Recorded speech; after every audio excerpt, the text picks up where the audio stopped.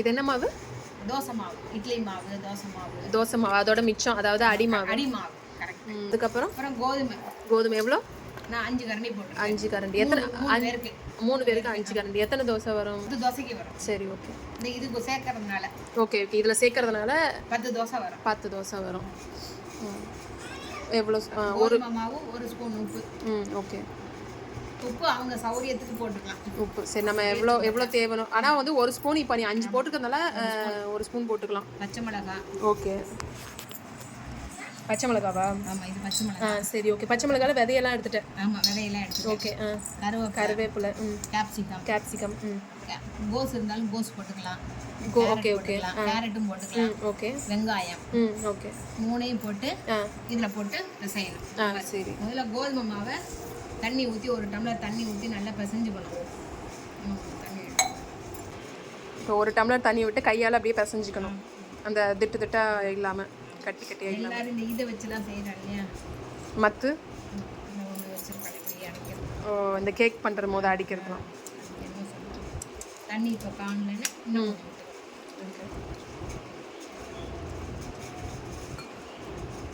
பதம் இன்னும் நல்லா கரையணுமாமா? கோதுமை நல்லா கரையணும், லம்ஸே இருக்கக்கூடாது. ஸோ இந்த மாதிரி நம்ம மாவு, இட்லி மாவு வந்து ஒரு கடைசியாக 2 நாள் கடைசி யூஸ் பண்ணி 2 கரண்டி இருக்கும் போது நம்ம வந்து இந்த மாதிரி கோதுமை, அதுக்கப்புறம் இந்த வெங்காயம், பச்சை மிளகாலாம் போட்டு நம்ம தோசையாக ஆக்கிக்கலாம்.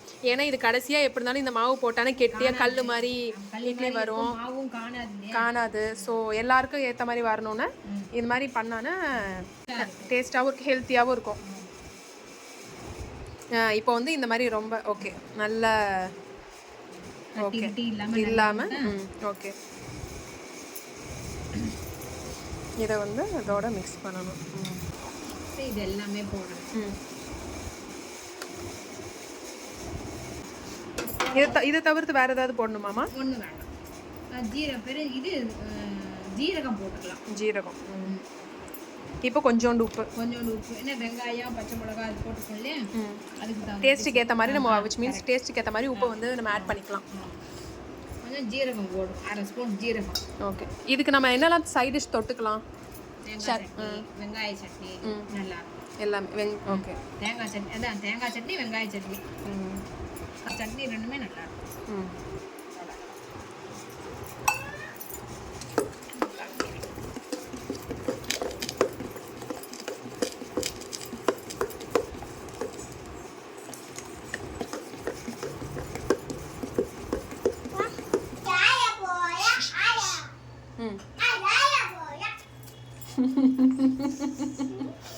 ஓகே. இப்போ ஜீரகம் வந்து 1 ஸ்பூனா? ஓகே.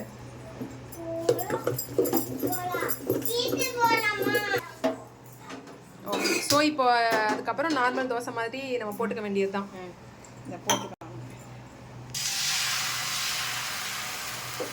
இது வந்து சென்டர்லேருந்து போடுறது இல்லையா? இந்த மாதிரி அவுட்டர்லேருந்து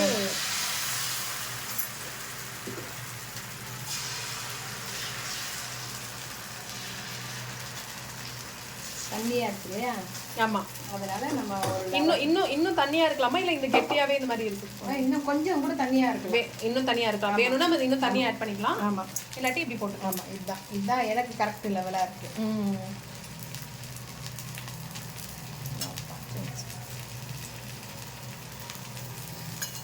திருப்பணும். இது நார்மல் தோசை மாதிரி திருப்புறது. ஆமாம், எல்லாமே திருப்பி தான் போடணும். இந்த சைடு வேணும்னா அந்த சைடு.